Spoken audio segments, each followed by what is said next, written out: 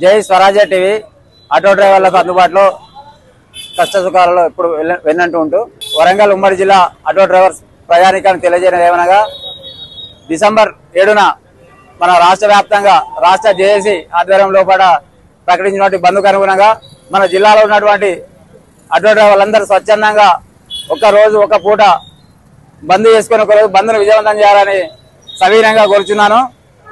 ముఖ్యంగా ఆటో డ్రైవర్ల సమస్యలు మీ అందరికీ విదితమే। కాంగ్రెస్ గవర్నమెంట్ వచ్చినప్పటి నుంచి ఇప్పటి వరకు అనేక ఇబ్బందులు ఎదుర్కొన్నాం। ఫ్రీ బస్ ప్రయాణం మూలంగా చాలా ఇబ్బందులు ఎదుర్కొని రోజు 1000 రూపాయలు చేసి ఆటో డ్రైవర్ కనీసం 200-300 చేయలేకపోతున్న పరిస్థితులు ఏర్పడ్డాయి। దీనికి ప్రత్యామ్నాయం లేక అనేక మంది ఆటో డ్రైవర్ భయాందోళనకు గురై ఆత్మహత్యలు చేసుకున్నారు। రోజులు దాపరిస్తున్నాయి। ఇంటికి కిరాయిలు కట్టలేక, పిల్లల చదువులో ఫీజులు కట్టలేక రకరకాల ఇబ్బందులు ఎదుర్కొని ఆత్మహత్యలు చేసుకున్నారు।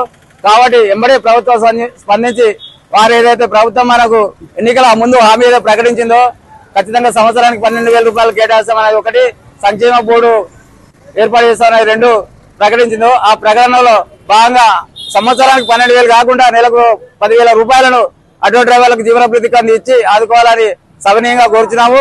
ముఖ్యంగా పొన్నం ప్రభాకర్ గారు తెలియజేయడం ఏమనగా ఈ నెల 6 తారీఖున మీరు స్పందించి నెల 6 తారీఖున ప్రతినిధులను అడవిన ప్రతినిధులను ఇస్తారని ఏదైతే ప్రకటించారో దానికి మేమందరం ఆమోదం చెప్తూ హర్షిస్తున్నాము। అదే ముఖ్యంగా మేము విన్నవించుకునే విషయం ఏంటంటే హైదరాబాద్ ఉన్నటువంటి పార్టీ సంఘాలు ఏవైతే ఉన్నాయో సిపిఎం అనుబంధ సంఘాలను ఇన్వైట్ చేశారు। అట్లా కాకుండా జిల్లాకి 2 ప్రతినిధులు చెప్పిన ఆటో నడిపే ప్రతినిధులనే, ఆటో డ్రైవర్లనే ఆటో ఎన్నుకున్నటువంటి ప్రతినిధులు పిలవాలండి। పిలవడం ద్వారా తద్వారా ఆటో కష్టాలేంటి, నష్టాలేంటి, మంచి ఏంటి, చెడు తెలుస్తుందండి।